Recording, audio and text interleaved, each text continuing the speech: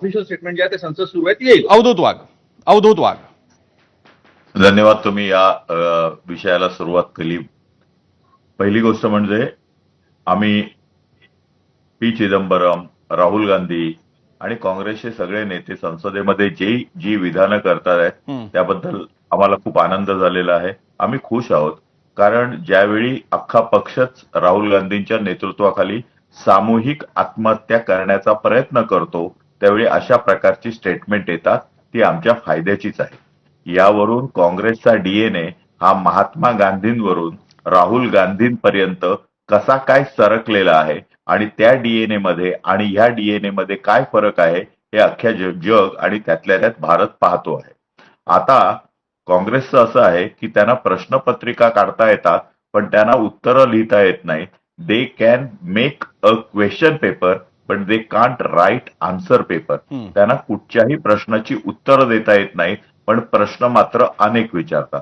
या देशात या ऑपरेशन सिंदूर बद्दल आज लोकसभेमध्ये चर्चा सुरू आहे आणि ही चर्चा आणखीन 1-2 दिवस कदाचित चालूही राहील. आता ह्या सर्व गोष्टींमध्ये विरोधी पक्ष म्हणून विरोधी पक्षांना वेगवेगळे प्रश्न विचारायचे अधिकार आहेत.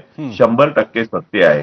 परंतु एकदा ते अधिकार प्राप्त झाल्यानंतर सरकार पक्षातर्फे त्याची बाजू मांडली जाते आणि जे ऑफिशियल स्टेटमेंट येतं ते स्टेटमेंट दिलं जातं.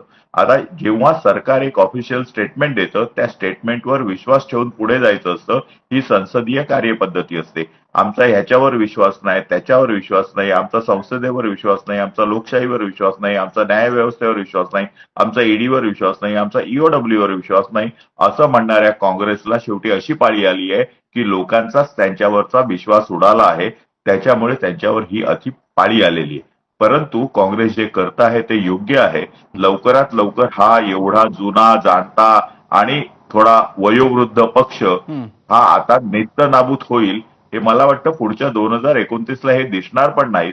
कारण अतिशय घाण स्वरूपामधली देशाच्या विरोधामधली देशाला सपोर्ट न करणारी परकीयांची बाजू घेणारी आणि देशाच्या एकतेला आणि अखंडतेवर प्रश्नचिन्ह निर्माण करणारी, लोकांमध्ये संभ्रम निर्माण करणारी, लष्कराच्या कॅपॅसिटी बद्दल संशय व्यक्त करणारी स्टेटमेंट हे करत आहेत आणि ते जर असंच करत राहिले तर मला वाटतं त्यांची सामुदायिक आत्महत्या सक्सेसफुल होईल. मी वस्तुतः मेजर जनरल अनिल बाम सरांकडे जाणार होतो पण काही गंभीर आरोप भाजपनं काँग्रेसच्या बाबतीत केलेले त्या बाबतीत मला अतुल लोणेंकडे